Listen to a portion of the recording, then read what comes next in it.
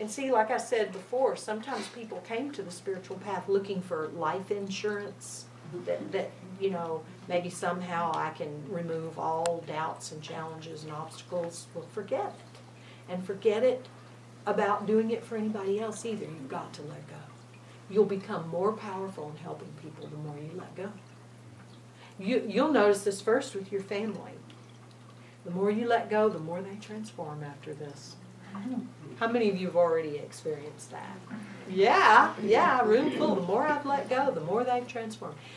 I promise you one thing. If you married them or were born to them or bore them, they are not your task to help spiritually, except by how you can radiate and light them up. Just for now, just let me urge you, just get out of the way.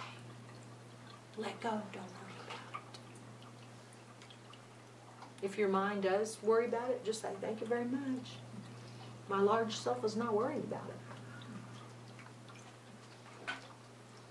And if they open up, it's their business. If it takes them a long time, it's their business. That's all. See how that helps keep you out of the way? And you become more effective.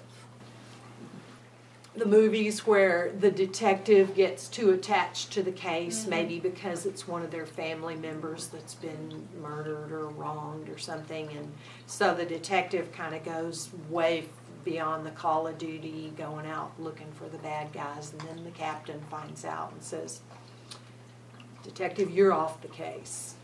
You're too attached." And then in the movie, usually they ignore that. Go out and blow up 6 buildings and wreck 50 cars, just to avenge this. But let me suggest this. You're off the case.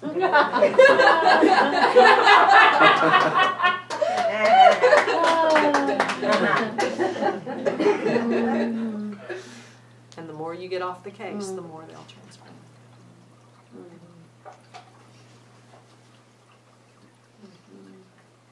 Yeah, how do you like it when somebody makes you their case when you didn't ask for it?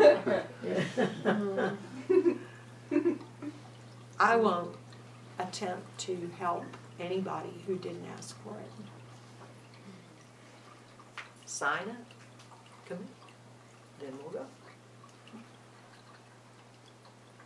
You committed. You asked, so there's an open door. It feels almost aggressive when they didn't ask. Sort of like when a salesman attacks you in a store, But I didn't want to buy a washer today.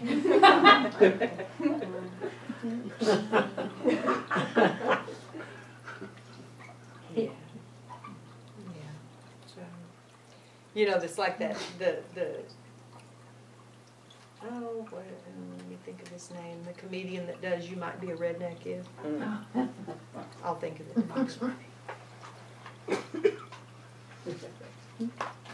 But, he says, you might be a redneck if your mom scares the local bikers.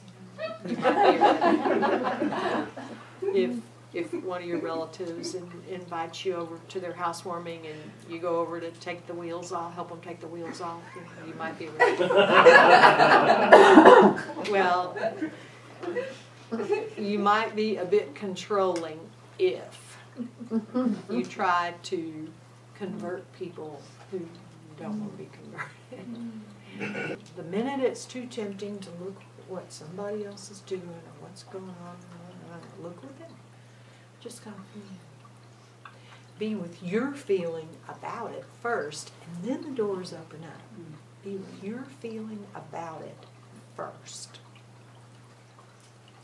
Then you get real clear how you're playing into that, what your role in it is. You don't know yet what you've got in here. You don't know yet. But you will as you live into it. In the old paradigm, I'd be looking at, oh, what did we handle? What did we fix while you were here? I don't think about that. Your entire vibration is affected. And that plays out. We don't muck around in too many details here. It's not what it's about. It's global. It's big.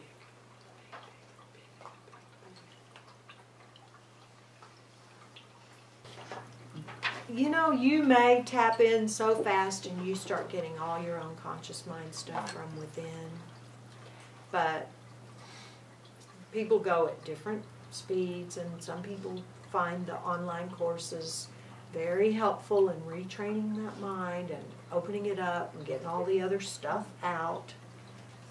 The online courses do that too, like this. They're not so much about putting stuff in as about throwing stuff out.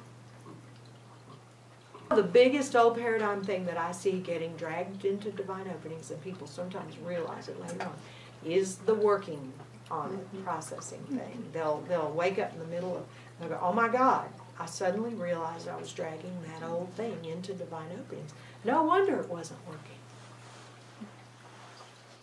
Always, underneath all the chatter and the doubts and the blah, blah, blah, and the mental stuff, it is always still there, quietly humming away. When we get still and get quiet, it, the essence, the source, is always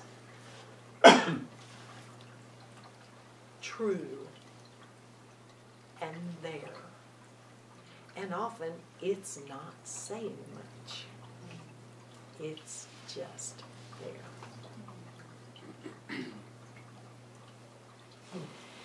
You are on the transatlantic flight.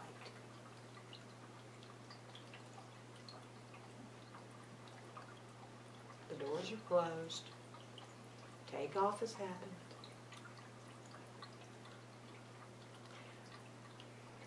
Running up and down the aisles won't speed up.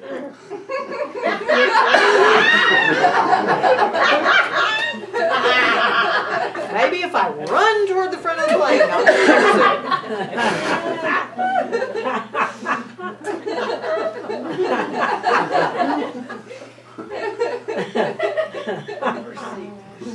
sit back. Enjoy the ride. If your mind frets about it, just go, thank you, blah, blah, blah. I'm on the plane.